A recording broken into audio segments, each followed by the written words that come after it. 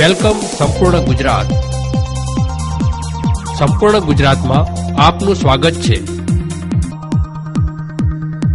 ધૂળેટીના પવિત્ર દિવસે પાલનપુર ઢાળવાસ પાસે આવેલા શ્રી દ્વારકાધીશની હવેલીમાં ભગવાન શ્રી રણછોડજીએ પગલા પાડતા ધર્મપ્રેમી જનતામાં ખુશી વ્યાપી છે.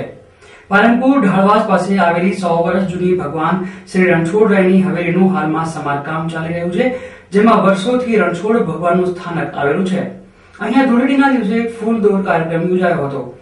આ મંદિરના મહારાજના જણાવ્યા અનુસાર વસંત પંચમી થી ધૂળેટીના દિવસ સુધી એટલે કે 40 દિવસ સુધી રણછોડરાયની જુદી જુદી ભક્તિ કરવામાં આવે છે અને વિવિધ ધાર્મિક કાર્યક્રમો યોજાય છે, જેમાં ફૂલદોર કાર્યક્રમમાં ભગવાન શ્રી રણછોડરાયની પૂજા અર્ચના કરવામાં આવી હતી. તે દરમિયાન કોઈક ભક્તની નજર પડતા જ્યાં ભગવાનનું સ્થાનક છે તે જગ્યાએ રંગ પડેલો જોવા મળ્યો હતો.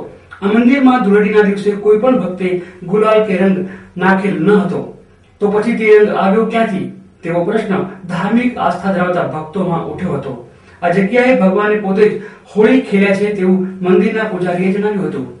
જોકે લોકોને આ વાતની ખબર પડતા વિશાળ સંખ્યામાં ભાવિક ભક્તો આ હવેલીમાં દર્શનાર્થે ઉમટી પડ્યા હતા. આવા હળહળ કળિયુગમાં પણ ભગવાન જાતે જ આ સ્થળે આવી હોળી રમી ગયા હોવાથી લોકોમાં આનંદ જોવા મળતો હતો. મિશ્રીવાસ ઢાળવાસમાં દ્વારકાધીશ મંદિરનું બાંધકામ ચાલુ છે. ત્યાં આગળ આજે ફૂલડોલ ઉત્સવ હતો. એ ત્યારે સવારમાં આવ્યા ત્યારે અહીંયા કશું નહોતું, અહીં સફાઈ વફાઈ બધું કર્યું ત્યારે કશું નહોતું.